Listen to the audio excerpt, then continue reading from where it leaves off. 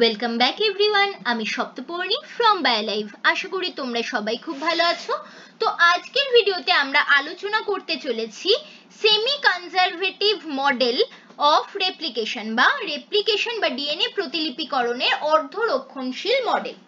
তো তোমরা অনেকেই আমাকে রিকোয়েস্ট করেছিলে ক্লাস 12 এর এবং নিটের জন্য আমাদের যে ট্রান্সক্রিপশন, ট্রান্সলেশন এবং রেপ্লিকেশন রয়েছে, রেপ্লিকেশন, ট্রান্সক্রিপশন, ট্রান্সলেশন, সেন্ট্রাল ডগমার, এই তিনটে প্রসেস বাংলায় যাতে আমি তোমাদের বুঝিয়ে দিই, কারণ তোমাদের অনেকেরই বুঝতে অসুবিধা হচ্ছে। তো তোমাদের জন্যই এই সিরিজটা আমরা নিয়ে এসেছি। এখানে আমরা অল্প অল্প করে এই তিনটে জিনিসকে পড়বো।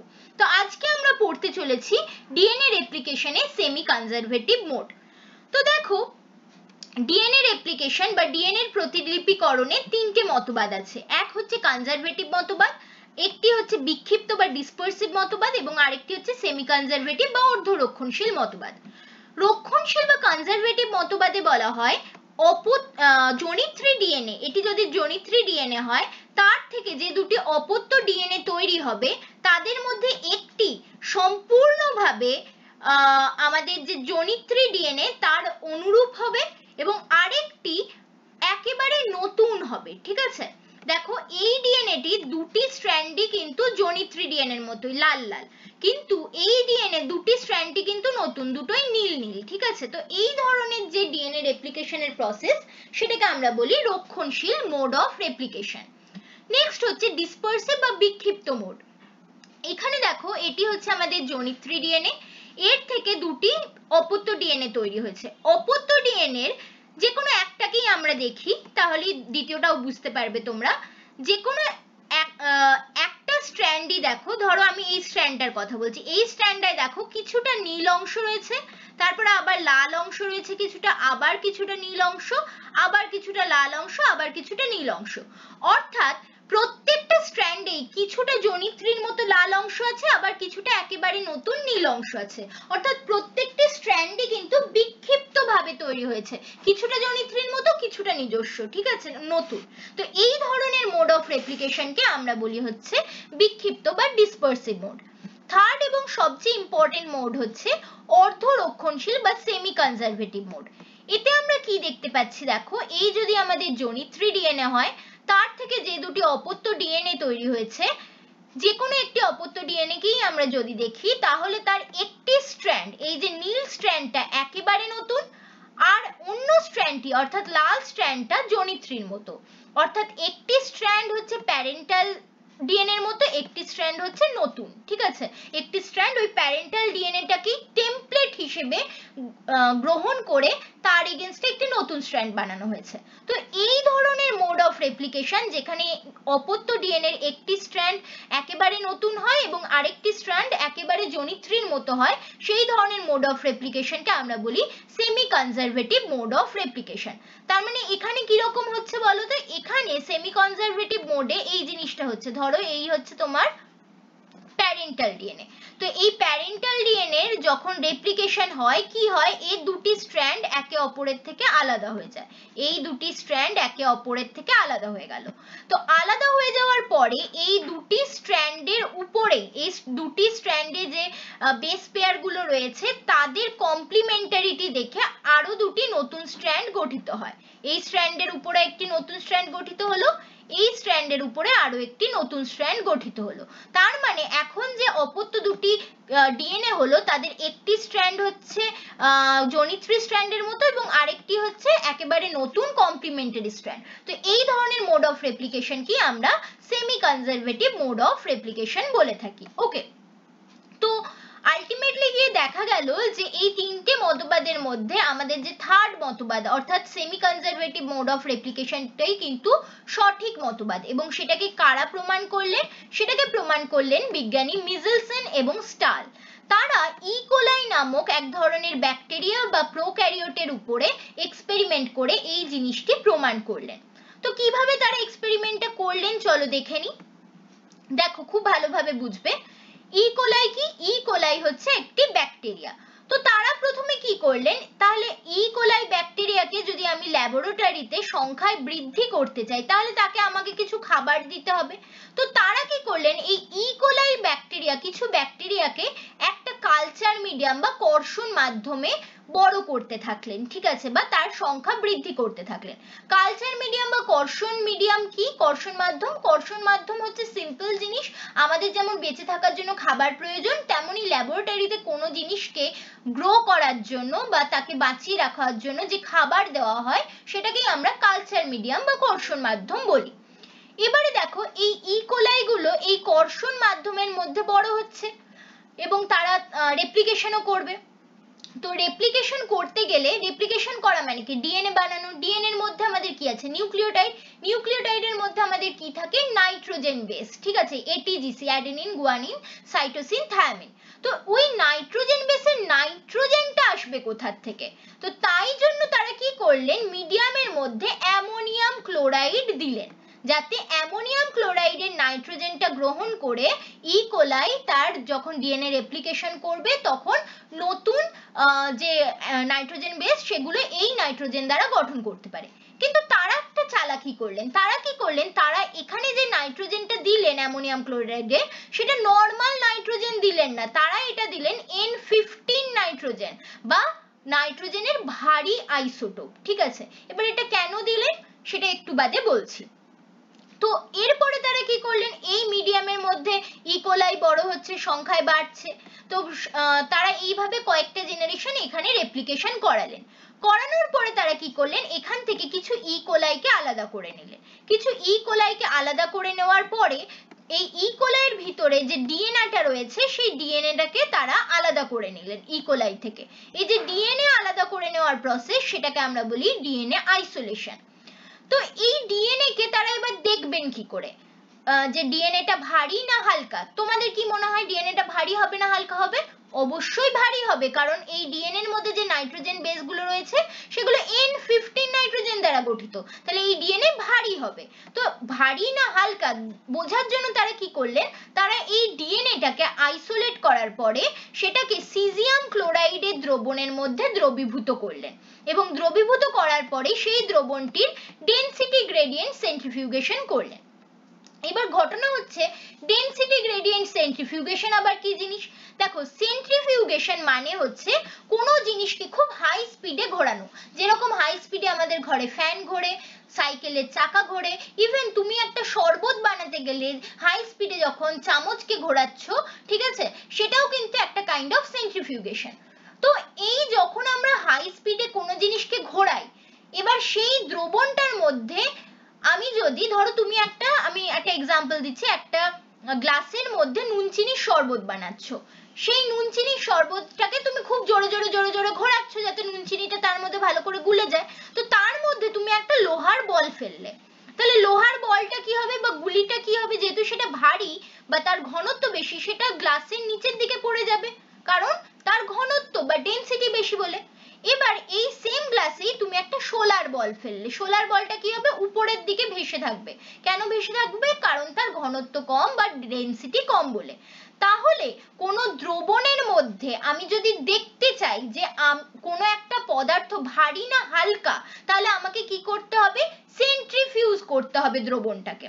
তো আমরা সেরকমই সিজিয়াম ক্লোরাইড দ্রবণের মধ্যে আমাদের যে ডিএনএটা রয়েছে সেটা দিয়ে সেন্ট্রিফিউজ করব এবং ডিএনএটা যদি হালকা হয় তাহলে সেটার ডেনসিটি বেশি হওয়ার জন্য সেটা টিউবের নিচের দিকে দেখা দেবে, আর যদি ভারী হয় তাহলে নিচের দিকে দেখা দেবে, আর যদি সেটা হালকা হয় তার ডেনসিটি বা ঘনত্ব কম হওয়ার জন্য ডিএনএর একটা ব্যান্ড আমরা উপরের দিকে দেখতে পাবো, আর যদি মাঝামাঝি হয় তাহলে মাঝামাঝি জায়গায় একটা ব্যান্ড দেখতে পাবো, ঠিক আছে। তো এই কনসেপ্টের বেসিসে তারা এক্সপেরিমেন্টটা করলেন। তো তারা দেখলেন কি যে এই সেন্ট্রিফিউগেশন করার পরে একটা ব্যান্ড তো পাওয়া গেল, কিন্তু ব্যান্ডটা পাওয়া গেল হচ্ছে আমাদের টিউবের একেবারে নিচের দিকে, ঠিক আছে। নিচের দিকে পাওয়া যাওয়া মানে কি? তার মানে জিনিসটা ভারী, ভারী জিনিসে তো নিচের দিকে পড়বে। তো তার মানে এর থেকে ওনারা বুঝলেন যে এখনো অবধি যে ডিএনএ তৈরি হয়েছে, অপত্য ডিএনএ, তাতে দুটি স্ট্র্যান্ডেই যে নাইট্রোজেন বেস রয়েছে সেগুলি হচ্ছে N15 নাইট্রোজেন, কারণ তারা তো N15 এই গ্রো করাচ্ছেন, তো N15 নাইট্রোজেনই গ্রহণ করে তারা করবে। এবং দুটি স্ট্র্যান্ডেরই নাইট্রোজেন N15 হওয়ার জন্য, নাইট্রোজেন বেসের নাইট্রোজেন N15 বা ভারী নাইট্রোজেন হওয়ার জন্য সেটি নিচের দিকে ব্যান্ড দিয়েছে, ঠিক আছে। নেক্সট এবার তারা কি করলেন, তারা এখান থেকে কিছু ই কোলাইকে নিয়ে আরেকটি কর্ষণ মাধ্যম বা কালচার মিডিয়ামে প্লেস করলেন। এই যে নতুন কর্ষণ মাধ্যমে ওনারা প্লেস করলেন সেখানেও তারা নাইট্রোজেনের সোর্স হিসেবে অ্যামোনিয়াম ক্লোরাইড দিলেন, কিন্তু এখানে ওনারা একটা টুইস্ট করে দিলেন। এখানে যে অ্যামোনিয়াম ক্লোরাইডটা দিলেন তার নাইট্রোজেনটা হচ্ছে নরমাল নাইট্রোজেন, অর্থাৎ এটি নাইট্রোজেনের নরমাল আইসোটোপ অর্থাৎ N14 আইসোটোপ। তার মানে এটি কি, এটি অবশ্যই N15 এর চেয়ে হালকা। ওকে, তো তারপরে তারা এই মিডিয়ামে 20 মিনিট সময় দিলেন। 20 মিনিট টাইমটা কেন ইম্পর্টেন্ট, কারণ 20 মিনিট হচ্ছে আমাদের ই কোলাই যে আমাদের ব্যাকটেরিয়া রয়েছে তার রেপ্লিকেশন টাইম। তো একবারই মাত্র তারা রেপ্লিকেশন করতে দেবেন, একটা জেনারেশনেই তারা শুধুমাত্র রেপ্লিকেশন করতে দেবেন, তাই 20 মিনিটই টাইম দিলেন। 20 মিনিট বাদে তারা কি করলেন, এখান থেকে আবার কিছু ই কোলাইকে বার করে নিলেন এবং তাদের ভিতরের যে ডিএনএ রয়েছে সেটাকে আইসোলেট করে নিলেন। ঠিক আছে, তো তাদের ভিতরের ডিএনএটাকে আইসোলেট করে নিলেন। তো এরপরে তারা দেখতে চাইলেন যে এই ডিএনএ, যে নতুন ডিএনএটাকে আমরা আইসোলেট করলাম সেটা কি রকম।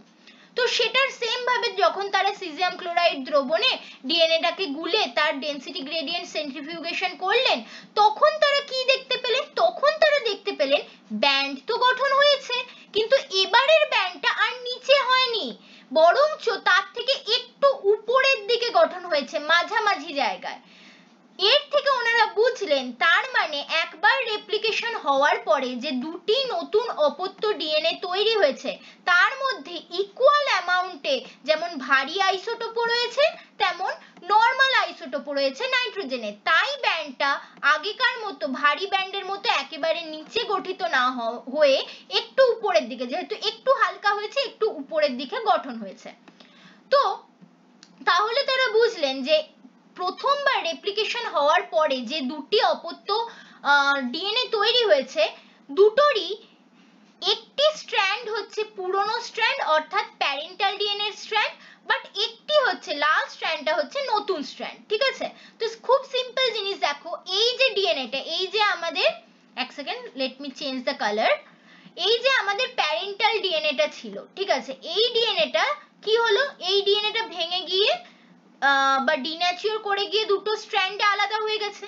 এবার এই স্ট্র্যান্ডের বেসিসে তাহলে কমপ্লিমেন্টারি বেস পেয়ার বসে নতুন আরো দুটি স্ট্র্যান্ড তৈরি হয়েছে। এবার যে নতুন দুটি স্ট্র্যান্ড তৈরি হলো তারা যে নাইট্রোজেনটা গ্রহণ করছে সেটা তো এই N14 নাইট্রোজেন হবে, কারণ তাদেরকে তো এখন আমরা N14 নাইট্রোজেন যুক্ত কর্ষণ মাধ্যমে গ্রো করাচ্ছি। সেই জন্যই অপত্য ডিএনএ এর একটি স্ট্র্যান্ড হলো পুরনো স্ট্র্যান্ডের মতোই N15 নাইট্রোজেন যুক্ত, বাট আরেকটি স্ট্র্যান্ড হলো N14 নাইট্রোজেন যুক্ত নতুন স্ট্র্যান্ড, এবং দুটি ক্ষেত্রে N15 N14 এর মান সমান থাকায় একটি ব্যান্ড, একটু হালকা ব্যান্ড আমরা মাঝামাঝি দেখতে পেলাম। তো এখান থেকেই কিন্তু আমরা প্রমাণ পেয়ে গেলাম যে দেখো যে আমাদের যে ডিএনএ রেপ্লিকেশন হয় সেটা সেমি কনজারভেটিভ মোডে হয়। বাট আরো কিছুটা আমরা শিওর হওয়ার জন্য তারা কি করলেন, তারা আবার এখান থেকে কিছু ইকোলাই ব্যাকটেরিয়া যারা অলরেডি একটা জেনারেশন কালচার মিডিয়ামে রেপ্লিকেশন করে ফেলেছে তাদেরকেই আবার আমরা এই N14 অ্যামোনিয়াম ক্লোরাইড যুক্ত দ্রবণে আবার আরো একটা জেনারেশন রেপ্লিকেশন করতে দিলাম। তার মানে আরো একটা জেনারেশন রেপ্লিকেশন করতে দেওয়া মানে কি টোটাল 20 + 20 40 মিনিটস। 40 মিনিটস বাদে আবার আমি এখান থেকে কিছু ইকোলাইকে আইসোলেট করলাম, বের করে নিলাম, দিয়ে তাদের থেকে তাদের ডিএনএ কে আইসোলেট করে নিলাম। ঠিক আছে, ডিএনএ কে আইসোলেট করে নিলাম। সেম ভাবে এই ডিএনএ কে আবার আমরা সিজিয়াম ক্লোরাইড দ্রবণে দ্রবীভূত করে তার ডেনসিটি গ্রেডিয়েন্ট সেন্ট্রিফিউগেশন করব। তাহলে এটা হচ্ছে আমাদের জেনারেশন 2 এর ডিএনএ। তো এবার আমরা দেখতে পাচ্ছি দুটো ব্যান্ড গঠন হচ্ছে, একটা আগের মতোই N15 N14 এর যে হাইব্রিড ব্যান্ড মাঝামাঝি সেটা গঠন হয়েছে, এবং আরেকটি নতুন ব্যান্ড গঠিত হয়েছে যেটা কিন্তু একদম হালকা, একদম উপরের দিকে, টিউবের একদম উপরের দিকে গঠিত হয়েছে। তার মানে এই ব্যান্ডের দুটো স্ট্র্যান্ডেরই, এই ডিএনএ এর দুটো স্ট্র্যান্ডেরই নাইট্রোজেন হচ্ছে নরমাল আইসোটোপ। ওকে, তো দেখো কিভাবে হচ্ছে, দেখো তোমাদেরকে বলি আগের রেপ্লিকেশনটায় অর্থাৎ ফার্স্ট রেপ্লিকেশন মোডে আমরা কি দেখতে পেয়েছিলাম যে আমাদের এরকম দুটো ডিএনএ ছিল। ঠিক আছে, এরকম দুটি ডিএনএ গঠন হয়েছিল, তাই তো আগের বারে। যে দুটি ডিএনএরই একটা স্ট্র্যান্ড ছিল প্যারেন্টাল স্ট্র্যান্ডের মতো এবং আরেকটি স্ট্র্যান্ড ছিল অপত্য স্ট্র্যান্ড। এই দুটি ডিএনএ যখন আলাদা হচ্ছে, আলাদা হয়ে গেলে দেখো এই ডিএনএ যখন দুটি স্ট্র্যান্ড আলাদা হবে তখন আমরা কি দেখতে পাবো, একটা নীল স্ট্র্যান্ড বেরিয়ে আসবে এবং আরেকটি কি স্ট্র্যান্ড বেরিয়ে আসবে, আরেকটি আমাদের লাল স্ট্র্যান্ড বেরিয়ে আসবে। ওকে, সেম ভাবে আবার আমি যদি অন্য ডিএনএটারও স্ট্র্যান্ড দুটি দেখি, অর্থাৎ এই ডিএনএটার এটারও একটা হবে নীল স্ট্র্যান্ড আর আরেকটা কোন স্ট্র্যান্ড বেরিয়ে আসবে, অবশ্যই আরেকটা যে স্ট্র্যান্ড বেরিয়ে আসবে সেটা হবে হচ্ছে আমাদের লাল স্ট্র্যান্ড। ঠিক আছে, এই দুটি স্ট্র্যান্ডে বিভাজিত হয়ে যাবে। তো এবার এই যে নতুন চারটি স্ট্র্যান্ড আমরা পাচ্ছি সিঙ্গেল স্ট্র্যান্ড, এদের উপরেই কমপ্লিমেন্টারি বেস পেয়ারিং করে নতুন স্ট্র্যান্ড গঠন হবে এবং নতুন স্ট্র্যান্ডের যে নাইট্রোজেন বেসগুলি সেগুলি কি রকম নাইট্রোজেন হবে, অবশ্যই N14 নাইট্রোজেন হবে, কারণ আমি N14 মিডিয়ামেই তো গ্রো করাচ্ছি ব্যাকটেরিয়াকে, তাহলে ব্যাকটেরিয়ার কাছে N14 নাইট্রোজেনই অ্যাভেলেবেল রয়েছে, তাই N14 নাইট্রোজেন দিয়েই ওরা নতুন স্ট্র্যান্ড গঠন করবে। তাহলে এর উপরে একটা নতুন স্ট্র্যান্ড তৈরি হবে, এর উপরেও একটা নতুন স্ট্র্যান্ড তৈরি হবে, আবার এর উপরেও একটা নতুন স্ট্র্যান্ড তৈরি হবে, এর উপরেও একটা নতুন স্ট্র্যান্ড তৈরি হবে। তাহলে নতুন যে চারটে অপত্য ডিএনএ পেলাম 1 2 3 এবং 4, চারটের মধ্যে দুটি আমরা দেখছি N15 N14 যুক্ত, এটা এবং এইটা। ঠিক আছে, এটা এবং এটা, এই দুটো হচ্ছে N15 N14 হাইব্রিড এবং দুটি হচ্ছে কমপ্লিটলি N14 N14 স্ট্র্যান্ড যুক্ত ডিএনএ। তাই দেখো N15 N14 যুক্ত হাইব্রিডও যেমন আমরা পেয়েছি, ইকুয়াল অ্যামাউন্টে আমরা N14 N14 যুক্ত হালকা যে ডিএনএ সেটাও পেয়েছি। ঠিক আছে, দেখো এই দুটো হচ্ছে N15 N14 যুক্ত এবং এই দুটো হচ্ছে N14 N14 যুক্ত এবং দুটোই ইকুয়াল অ্যামাউন্টে থাকায় দুটো ব্যান্ডেরই কিন্তু ওয়াইড সেম হয়েছে। ওকে, তো এবারে আমরা আরো 20 মিনিট কিছু ইকোলাইকে ওই একই মিডিয়ামে গ্রো হতে দিলাম, N14 অ্যামোনিয়াম ক্লোরাইড যুক্ত কর্ষণ মাধ্যমে গ্রো করতে দিলাম। তার মানে টোটাল 60 মিনিট বা 3টে রেপ্লিকেশন কমপ্লিট করতে দিলাম। তারপরে আমরা কি দেখব, তারপরে আবার যদি আমি কিছু ইকোলাইকে আলাদা করে নিই, তার থেকে ডিএনএ কে আমি বার করে নিই, ঠিক আছে, করে নিয়ে তাকে সিজিয়াম ক্লোরাইড দ্রবণে দ্রবীভূত করে তাদের ডেনসিটি গ্রেডিয়েন্ট সেন্ট্রিফিউগেশন করি, তাহলে আমরা দেখতে পাবো আমাদের যে টেস্ট টিউব রয়েছে তার মধ্যে মাঝামাঝি পোর্শনে যেমন N15 N14 এর হাইব্রিড ব্যান্ড হচ্ছিল সেরকম তো হচ্ছেই, কিন্তু হালকা ব্যান্ড অর্থাৎ N14 N14 ব্যান্ড যেন 3 গুণ বেশি মোটা আমরা দেখতে পাচ্ছি উপরের দিকে। ঠিক আছে, এবার ঘটনা হচ্ছে কেন 3 গুণ বেশি মোটা হলো সেটাই এবার আমরা এক্সপ্লেন করব। দেখো দ্বিতীয় রাউন্ডের শেষে আমরা 4 রকমের ডিএনএ পেয়েছিলাম। ঠিক আছে, দেখো 4 রকম ডিএনএ আমরা পেয়েছিলাম দ্বিতীয় রাউন্ডের শেষে। দুটো ডিএনএ ছিল যাদের দুটি স্ট্র্যান্ডই হচ্ছে নতুন ধরনের, অর্থাৎ N14 N14 নাইট্রোজেন যুক্ত ছিল। ঠিক আছে, দুটো ডিএনএ এর ক্ষেত্রে। আর বাকি দুটো ডিএনএ ছিল যাদের একটি স্ট্র্যান্ড ছিল N14 এবং আরেকটি স্ট্র্যান্ড কি ছিল, আরেকটি স্ট্র্যান্ড ছিল N15। ঠিক আছে, এই রকমই তো আমি 4টে ডিএনএ পেয়েছিলাম আমাদের দ্বিতীয় রাউন্ড অফ রেপ্লিকেশনের এন্ডে। এবার থার্ড রাউন্ড অফ রেপ্লিকেশনের সময় কি হবে, থার্ড রাউন্ড অফ রেপ্লিকেশনের সময় এই স্ট্র্যান্ডগুলি আবার আলাদা হবে। আমি প্রথমে 1 নম্বরের ডিএনএটার থেকে ধরছি, 1 নম্বর ডিএনএ থেকে যে দুটি স্ট্র্যান্ড আলাদা হয়ে যাবে দুটোই কি হবে, দুটোই হচ্ছে আমাদের লাল স্ট্র্যান্ড আলাদা হবে। ওকে, সেকেন্ড 2 নাম্বার ডিএনএ থেকে ধরছি, 2 নাম্বার ডিএনএ থেকেও যে দুটি স্ট্র্যান্ড আলাদা হয়ে যাবে দুটোই কি লাল স্ট্র্যান্ড আলাদা হবে।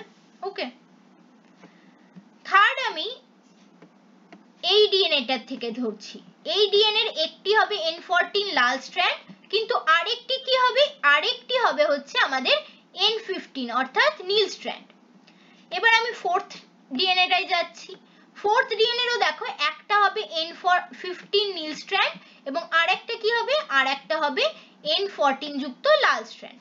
তাহলে এই 4টে ডিএনএ কে যখন আমি ডিন্যাচিওর করলাম অর্থাৎ হাই হিট দিলাম তখন ভেঙে গিয়ে তারা কিন্তু বা রেপ্লিকেশন প্রসেসের শুরুতে তারা ভেঙে গিয়ে এরকম 8টা সিঙ্গেল স্ট্র্যান্ড তৈরি করলো।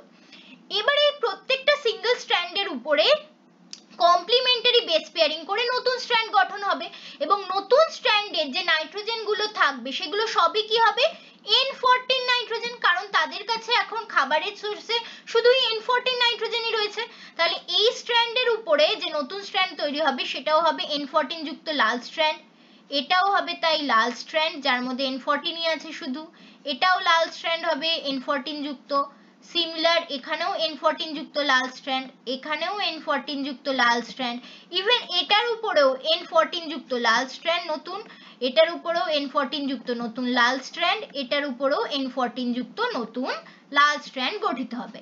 তাহলে থার্ড রাউন্ড অফ রেপ্লিকেশনের শেষে আমরা টোটাল 8টা ডিএনএ পাচ্ছি। দেখো টোটাল আমরা 8টা ডিএনএ এই যে পাশে এঁকে দিয়েছি পাচ্ছি, বাট তার মধ্যে 1টা 2টো 3টে 4টে 5টা এবং 6টা ডিএনএ এমন পাচ্ছি যাদের দুটি স্ট্র্যান্ডেই N14 রয়েছে, আর দুটো ডিএনএ এমন পাচ্ছি যাদের দুটি স্ট্র্যান্ডের একটিতে N14 একটিতে N15 রয়েছে, একদম শুরুর মতো।